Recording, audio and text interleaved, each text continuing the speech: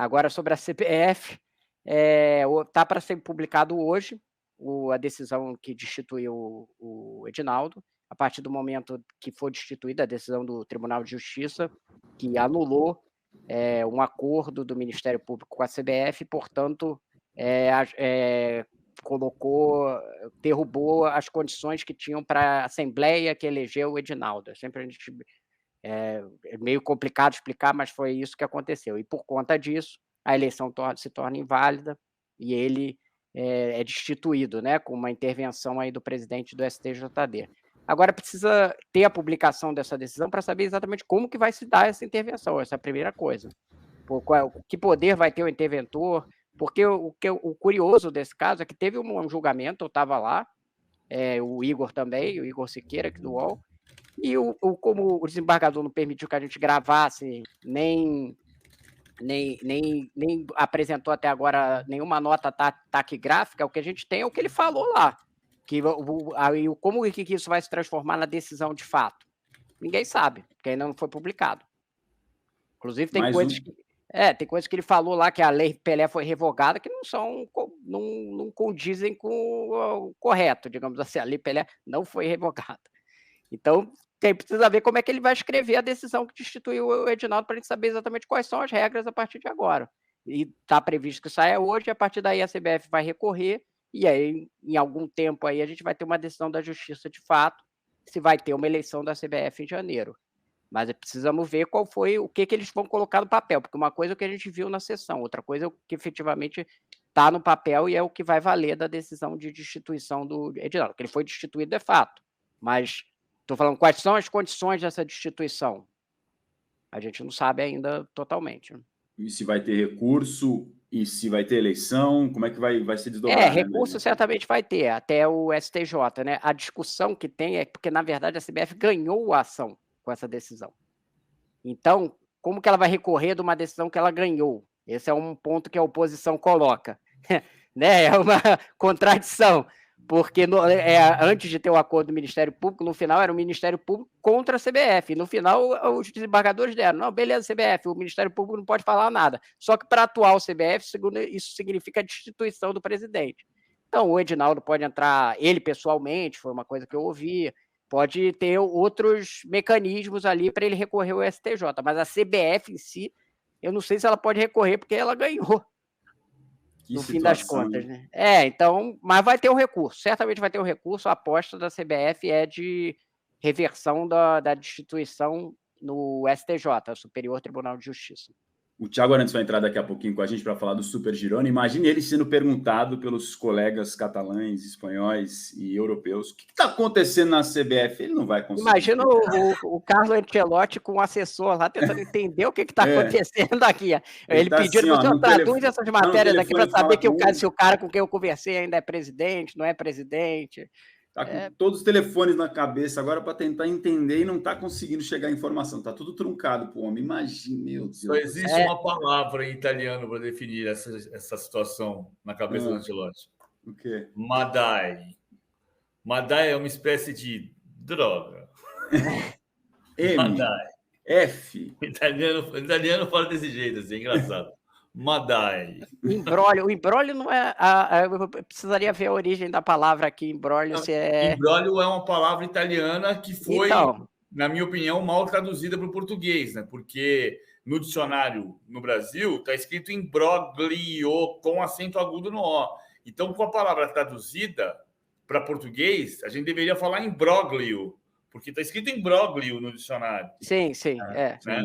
Mas em italiano é imbróglio.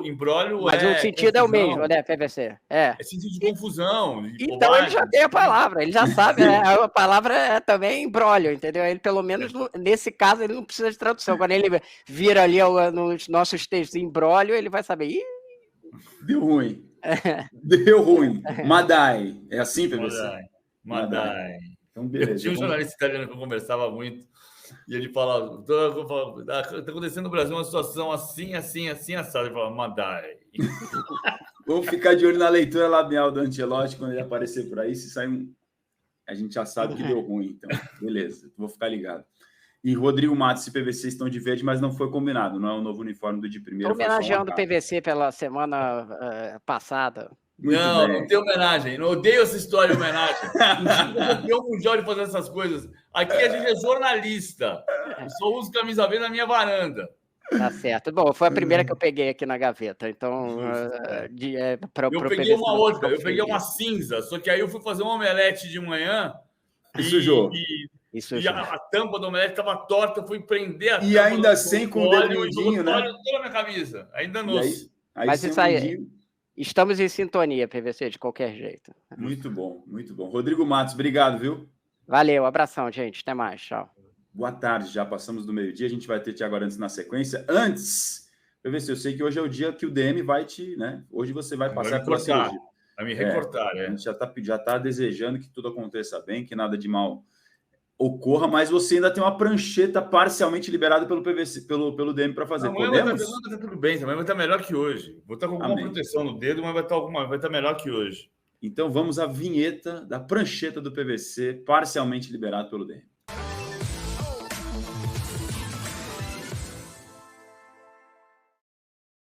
Ele vai jogar aqui, Renato Augusto. Vai jogar aqui, na função do Ganso. Então, Arias, Ganso, Keno. Arias, Renato Augusto, Keno. É aqui que o Renato Augusto joga. Com a movimentação toda que vai ter. O Fluminense trazer todo mundo para um lado só. Mas é a mesma coisa. É muito difícil ter Renato Augusto e Ganso juntos. Muito difícil. Pode acontecer de jogar com o John Kennedy junto. E aí você puxa o Renato Augusto para cá, para o lado do André. André e Renato Augusto com 2 volantes, sem o Ganso. Com Ganso e Renato Augusto, quase impossível. Então é simplesinho assim. O time joga com o Renato Augusto 8 na função de meia ou com o Ganso 10 na função de meia. Você gosta, PVC, dessa possibilidade? Eu gosto porque eu acho que o Renato Augusto agrega muito do ponto de vista tático, agrega muito do ponto de vista de liderança, de grupo. Então eu acho que ele tem mais 2 anos para jogar, 1 ano pelo menos para jogar. Eu acho que a operação não é barata, porque o salário não é baixo. Tem a questão de aumentar a média de idade do Fluminense, é uma questão a ponderar, mas o Fluminense já ponderou, já entende que faz sentido. Aí você tem a medida do que o Diniz vai conseguir fazer com o time em campo. Esse é que é o ponto. E eu acho que pode dar certo. Também acho que foi uma baita contratação do Fluminense e acho que com o Fernando Diniz são 2 figuras muito inteligentes e que juntas podem, além, claro, da qualidade técnica do Renato Augusto, acho que pode dar um ótimo match para além dos bons talentos que o Fluminense já tem. Fluminense que está às vésperas de disputar o Mundial de Clubes, a gente vai falar a respeito disso nos próximos dias. Na véspera, né? Porque o Mundial começa amanhã. O Fluminense é que só joga na semana que vem. Exatamente. Como representante aqui do nosso continente, entra já na semifinal como campeão da Libertadores. Aqui no chat, o Sérgio Freitas conosco, o Pedro Zanotto, o Pasquale, o Leonardo, o Tony, quem mais por aqui? O Adriano, o Wilson, Sol Passo, sempre com a gente também por aqui. Até o Ralf está por aqui. O que é isso? Estamos com toda a audiência aqui hoje no nosso De Primeira. Tem um assunto que a gente vai tratar agora, PVC, sobre recursos. A gente está falando agora de imbrólios a respeito da CBF. O imbróglio sobre 87 me parece que é o eterno imbróglio, né? Impressionante. Toda vez, a cada um certo período de tempo, volta a surgir esse assunto por questões judiciais. E, mais uma vez, houve um recurso negado no Superior Tribunal Federal, no STF, mantendo o esporte como campeão de 87, PVC. Então, vamos lá. O André Lucena pediu para a gente tentar explicar esse caso e se tinha mais alguém para falar. Eu tenho há muito tempo no meu e-mail, no meu arquivo, um arquivo chamado 87, que de tempos em tempos eu mando para as pessoas. Vou mandar para você depois. Contando toda a história que vem desde 86, porque em 86, pela primeira vez, se definiu que haveria os 24 mais bem classificados do campeonato, formando a primeira divisão de 87. Aí, em abril de 87, a CBF disse que não tinha condição de fazer o campeonato brasileiro. E por isso nasceu o Clube dos 13. E o Clube dos 13 nasceu dizendo, nós vamos fazer. Se você não pode fazer, nós vamos fazer. Tem um livro muito bem documentado. Então, só para resumir, as pessoas sabem, mas é sempre bom dizer. Para mim, a única solução para esse caso é 1987, asterisco, campeões, Flamengo e Sport. O Flamengo é o campeão legítimo, o Sport é o campeão legal. O STF não deixa fazer isso, o STF diz que o campeão é o Sport e só. Tem um livro muito bom mesmo, do André Galindo e do Cássio Zirpoli, que é esse aqui, chamado 1987, de fato de direito de cabeça. E no capítulo 7, página 66, o livro dá uma demonstração do que aconteceu na formação do regulamento. O capítulo se chama A Semana do Regulamento. Vamos ver da leitura. A Semana do Regulamento. E é o que dá razão, e é o que dá margem à interpretação do STF, do Superior Tribunal Federal, de que o campeão é só o esporte. Vou chegar na questão. O regulamento dizia assim, abre aspas, o campeão e o vice-campeão das taças João Avelange e Roberto Gomes Pedrosa disputarão em quadrangular o título de campeão e vice-campeão brasileiro de 87, ficando de posse da Copa Brasil 87 e classificados para representar a CBF na Taça Libertadores da América de 88. É o artigo 1º sobre a 4ª fase do Campeonato Brasileiro, que no regulamento previa o cruzamento do módulo verde, Taça João Avelange, com o módulo amarelo, Taça Roberto Gomes Pedrosa. Histórias só se repetem, né? Então, o que aconteceu? Na prática, no dia 8 de setembro de 87, que era a sequência de um feriado da Independência, houve uma reunião na Federação do Estado do Rio de Janeiro para definir o regulamento. E o representante do Clube dos 13, enviado a essa reunião, segundo depoimentos que eu já ouvi, porque era a rebarba do feriado, então tinha gente que quis viajar, foi o Eurico Miranda. O Eurico Miranda foi como representante do Clube dos 13 e deu a ideia do regulamento, que era não vai ter cruzamento. E presentes à reunião, Eduardo Viana, presidente da Federação do Estado do Rio de Janeiro, Nabi Abichedi, vice-presidente da CBF, Otávio Pinto Guimarães, presidente da CBF, e o Eurico. Ficou um embate em que a CBF não abria mão de ter os 2 módulos de 16 clubes e depois o cruzamento. E aí o Eurico Miranda capitula e aceita assinar o regulamento com o cruzamento. Isso foi no dia 8 de setembro de 87, e o campeonato começou com a União no dia 11 de setembro, 3 dias depois. No dia seguinte, 9 de setembro,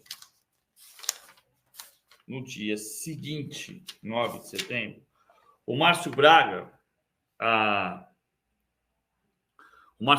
diz o seguinte: o Vasco já entra traindo com Eurico Miranda.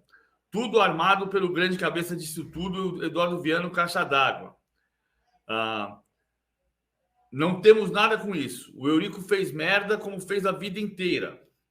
E os clubes dizem, antes do campeonato começar, 2 dias antes do campeonato começar, que não vai ter cruzamento. Mas o regulamento assinado previa o cruzamento.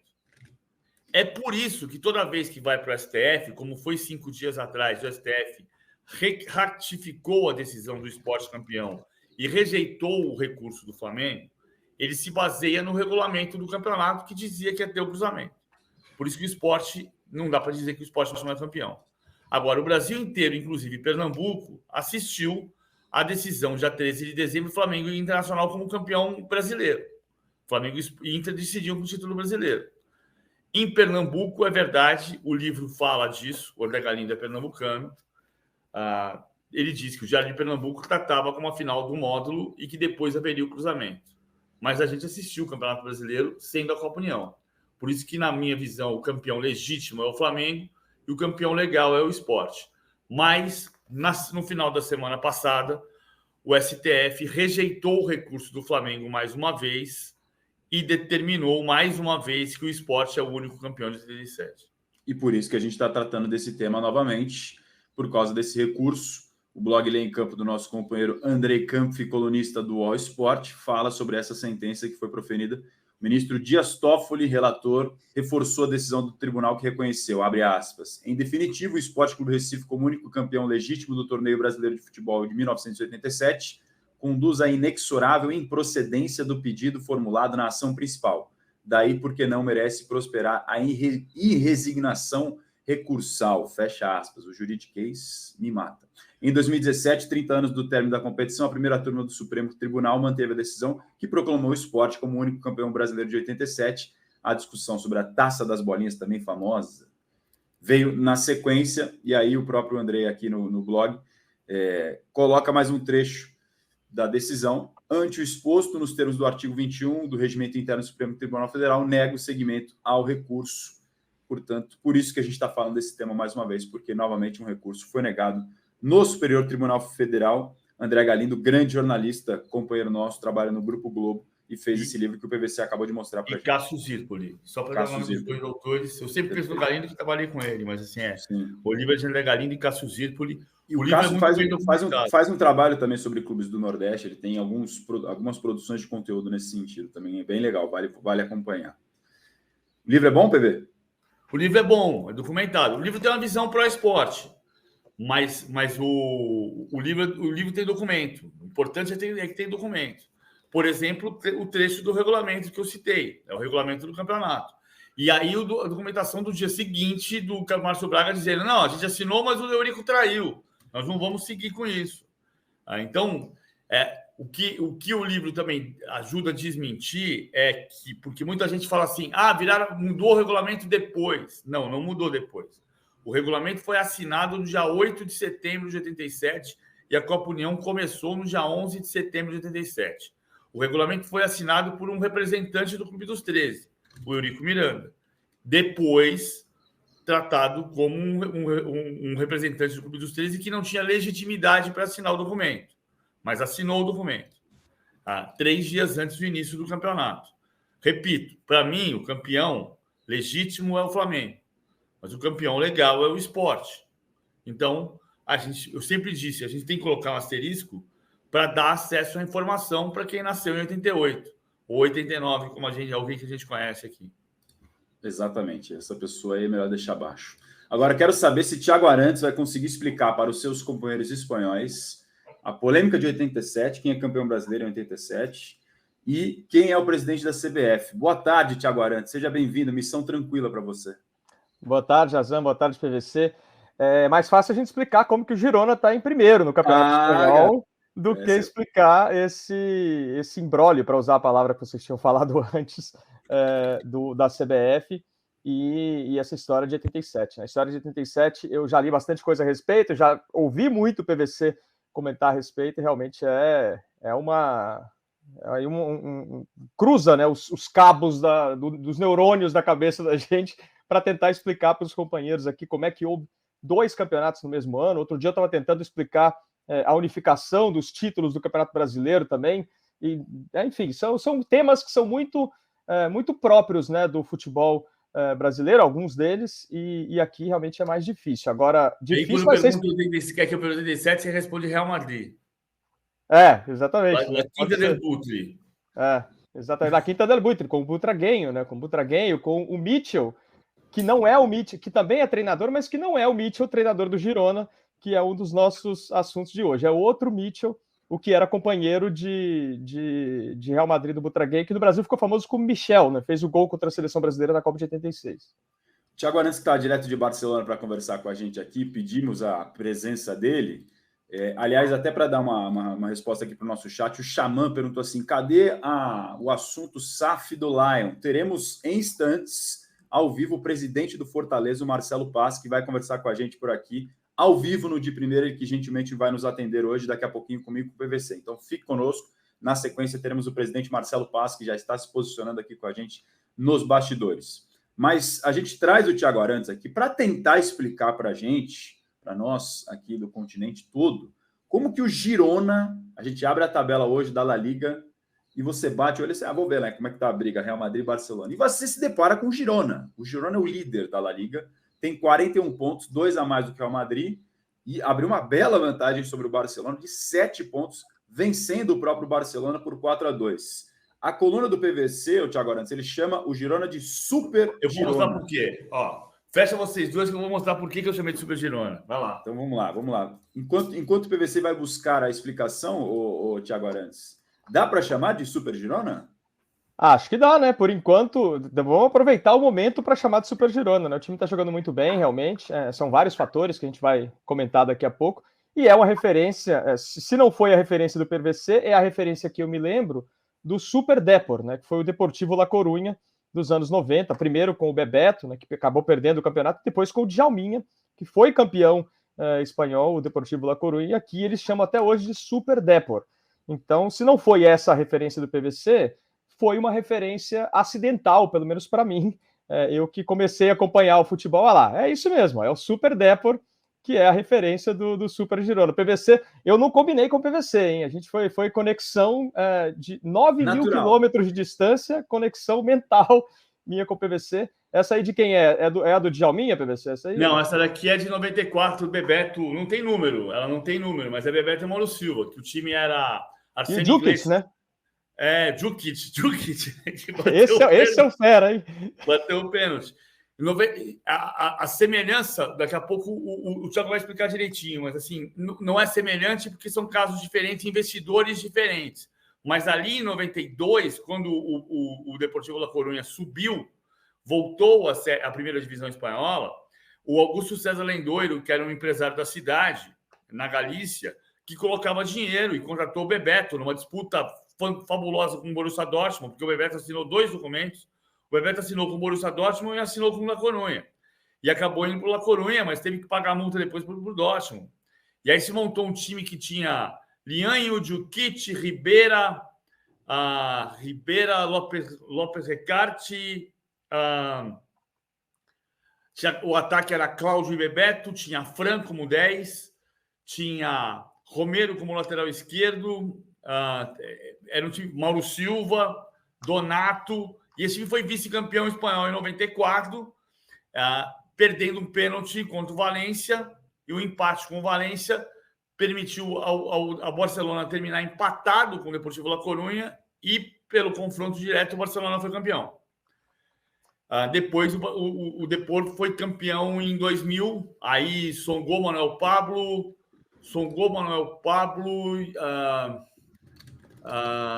Schurrer,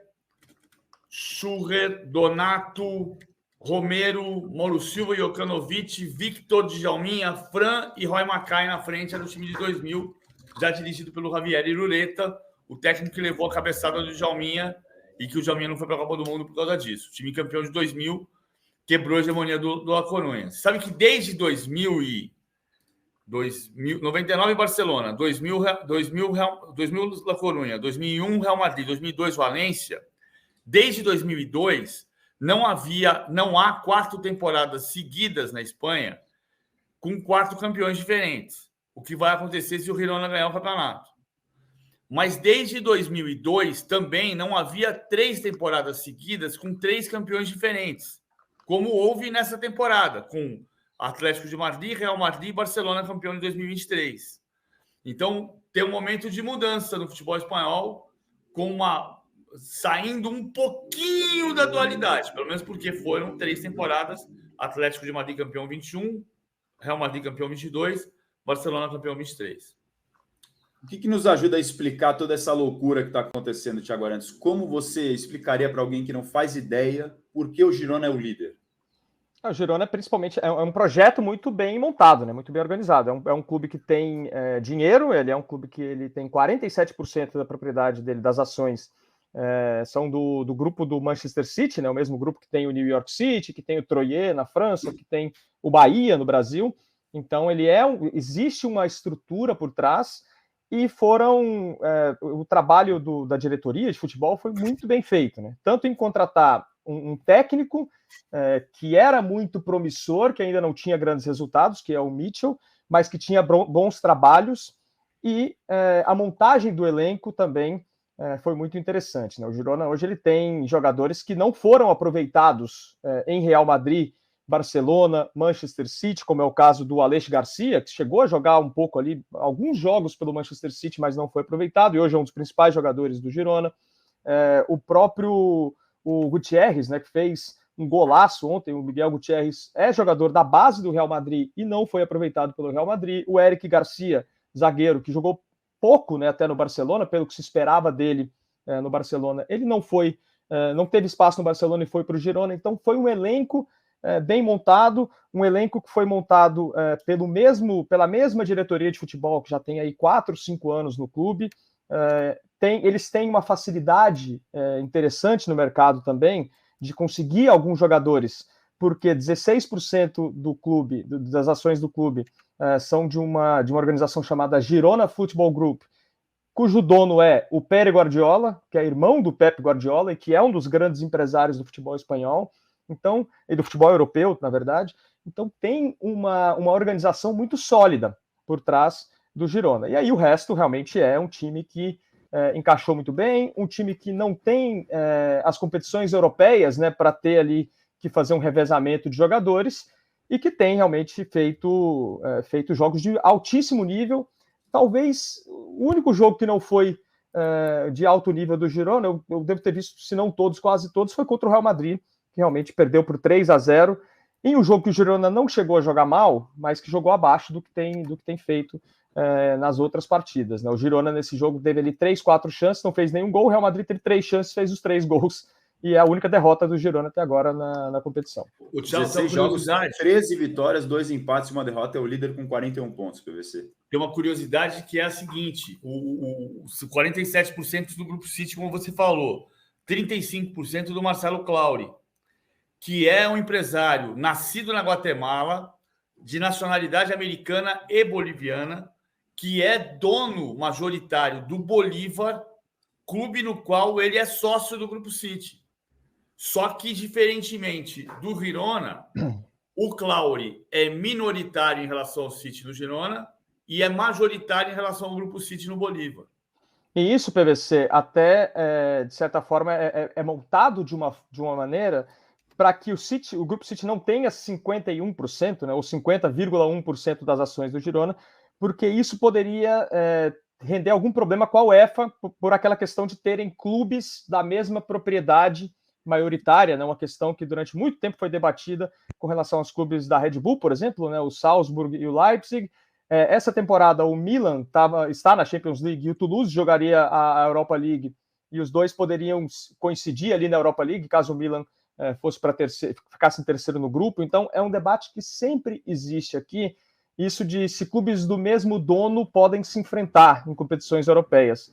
E ao não ter os 50% ou 50,1% de controle do Grupo City, o Girona ele se respalda juridicamente para poder jogar a Champions League, que é o grande objetivo do clube, né? Até emendando um assunto no outro, PVC e Razan, eu tenho um amigo aqui bem próximo que ele trabalha com jogadores e alguns dos jogadores dele estão no Girona, e ele me fala, né, sempre comenta que a conta que o Girona faz, ou a conta que o Girona fazia até ontem à noite, né, agora contra o Barcelona talvez tenha mudado essa perspectiva, mas sempre era a diferença para o quinto colocado.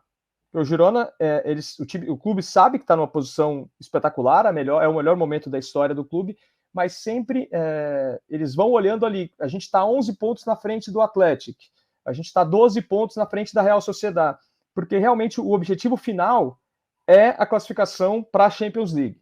O Girona é um clube que nunca jogou nem a Conference League, nem a Europa League, então seria já absolutamente histórico colocar esse clube na Champions League.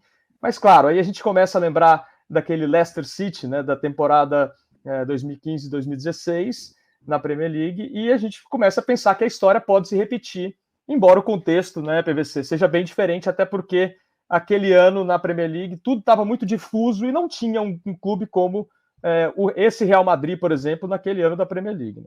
Sim, o Chelsea chegou a ficar em 16º lugar naquela temporada, quando demitiu o José Mourinho.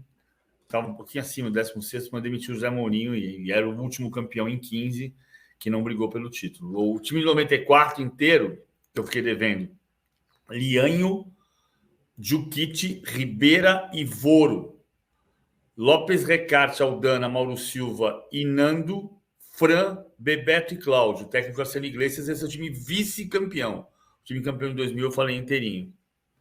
E você pode ler mais sobre o Super Girona na coluna de Paulo Vinícius Coelho, nosso PVC, que detalha este momento que, evidentemente, deve estar sendo muito celebrado por alguns e para outros. Quem gosta de zebra está se divertindo nesse momento com a La Liga, certamente, depois de um 4-2 ainda para cima do Barcelona, para colocar de vez o time ali entre os primeiros colocados. É o líder nesse momento, repetindo e mostrando mais uma vez a tabela. Pode printar, porque isso aqui é raridade, tá, gente? Na La Liga não tem nem Real Madrid, nem Atlético, nem Barça na liderança. Esse aqui vai valer muita grana no futuro, hein, Thiago Arantes? Vai valer muita grana e realmente, assim, as pessoas hoje me perguntam, mas o Girona, vai acontecer com o Girona igual o que aconteceu com o Botafogo? É muito difícil comparar, porque eu realmente não vejo ninguém do Girona, nem jogadores, nem torcedores, com o discurso de que o time vai ser campeão, né? E o Botafogo, uma parte, talvez pequena da torcida do Botafogo, houve um momento em que realmente começou a falar repetidamente que o Botafogo podia ser campeão brasileiro, né? Então, é diferente, assim. E o Botafogo, ele tem uma mística, né? Tem toda a história, tem coisas que só acontecem com o Botafogo. O Girona, ele não tem essa tradição para a gente falar que algo acontece ou não com o Girona. O Girona, 6 anos atrás, nunca tinha jogado a primeira divisão da Espanha. Jogou 4 vezes a primeira divisão. A diferença é que o Botafogo é um time... O Botafogo é um time grande. O Botafogo é o único time grande. História, né? Que não ganhou título nacional nem internacional no século XXI, mas o Botafogo é um time grande. O Girona está na 4ª temporada, e sendo que as 4 foram interrompidas, da primeira divisão da Espanha. Ele jogou 2, caiu e jogou mais 2. Eu sei. É isso, e o Girona até essa temporada, ele tinha o grande título, né, do Girona, além, é claro, dos acessos para a primeira divisão, era uma goleada contra o Real Madrid em 2017. Eles ganharam, se não me engano, de 4-0, 4-1 do Real Madrid. Mas era um clube que nunca tinha vencido o Barcelona em jogos oficiais. Então, ontem, além de todo o contexto de ser o primeiro colocado da Liga, né, que é uma vitória que coloca o Girona de novo, que chegou a ser líder, tinha perdido para o Real Madrid a liderança e agora volta a ser líder, é a primeira vitória contra o Barcelona. E é muito interessante, Razão e PVC, que é uma mudança no status do clube, no sentido de que eu via e ouvia muitos torcedores do Barcelona falando nas últimas semanas, que legal que o Girona está ali em primeiro, brigando com o Real Madrid, que legal que o Girona venceu o Valência de virada, tá muito legal assistir o Girona, tá muito bonita a história do Girona. Hoje, ninguém quer saber mais nada do Girona, entendeu? O Girona passou a ser um time que passou a incomodar, né? Deixou de ser aquele time simpático, que todo mundo que torcia para o Barcelona tinha uma certa simpatia pelo Girona, para ser um time que hoje conta como um rival. Eu tenho muitas dúvidas que a gente veja essa cena do torcedor que é torcedor do Barcelona simpático ao Girona, ou o contrário, né? Torcedor do Girona que também torce para o Barcelona, que também acompanha o Barcelona. Acho que vai dando uma musculatura para o Girona essa campanha que talvez realmente mude essa dinâmica e a gente passe a ter um derby, né, um clássico aqui na Catalunha, que de fato tenha duas torcidas que sejam opostas, que não tenha aquela coisa da simpatia por um clube ou pelo outro. Isso é um sinal de grandeza, né? O time está se tornando grande. 4-2 ano passado foi a vitória. O Girona ganhou em 2018 2-1 e ano passado ganhou 4-2, que foi o jogo dos 4 gols do Castelhanos. Do Castelhanos, exatamente. O Castelhanos que o Palmeiras tentou contratar em 2021, tentou muitas vezes contratar, acabou indo para o Girona e hoje está na Lazio, enfim. Tati Castelhanos, o argentino, é ele mesmo. É isso. Agora, antes, quero te agradecer demais pela participação com a gente aqui. Vamos ver o que acontece com o sonho do Girona na La Liga, se vai se confirmar ou não. Vamos ficar de olho. Só uma última coisinha, uma dessas coincidências, né, que acontecem em uma cidade que é grande, mas não é tão grande como Barcelona. Hoje eu fui tomar café com um colega aqui na Avenida Diagonal, aqui de Barcelona, enfim, um cara que eu não costumo ir muito, e talvez por isso eu nunca tinha visto, mas hoje, indo tomar café nesse lugar, eu encontrei às 9h30 da manhã, impecavelmente vestido de terno, o senhor Joan Laporta, presidente do Barcelona, sentado numa mesa com outros 6 senhores de terno, ali, todos eles da diretoria do Barcelona. Não deu para ouvir muito bem o que estavam falando, estava um pouco distante, mas uma reunião de 7 diretores do Barcelona em uma cafeteria horas depois de uma derrota por 4-2. Pode ser um café normal, né? Pode ser mais um café do Joan Laporta com os seus correligionários ali, mas se a gente tiver alguma notícia do Barcelona, né, de movimentos aí nos bastidores do Barcelona, a gente já sabe pelo menos onde foram tomadas as decisões, porque o senhor Laporta estava às 9h30 da manhã, de terno, vestido como se fosse fazer um grande anúncio oficial, estava ali conversando com outros dirigentes do Barcelona hoje numa cafeteria, dessas que o café custa 6,50 € que eu possivelmente não voltarei, mas o Laporta dizia que volta sempre, dizia que ele está sempre por lá. Meu Deus, passa longe dessa aí, porque 6 euros eu comecei a fazer a conta aqui, já me deu um aperto no coração. É melhor nem fazer a conta, viu? Deixa para lá. Mas é isso, o Laporta hoje estava reunido com seus companheiros ali, talvez fazendo só aquele balanço do jogo, mas sempre que a gente vê esse tipo de coisa aqui, depois de uma derrota como ontem, já fica com aquela pulga ali atrás da orelha. Aquele café nada amistoso, imagino, depois dessa derrota. Obrigado, viu, amigo? Valeu, Azan, valeu para você, até mais. Valeu. Diretamente de Barcelona, o nosso Thiago Arantes, flagrando, portanto, o presidente ali num café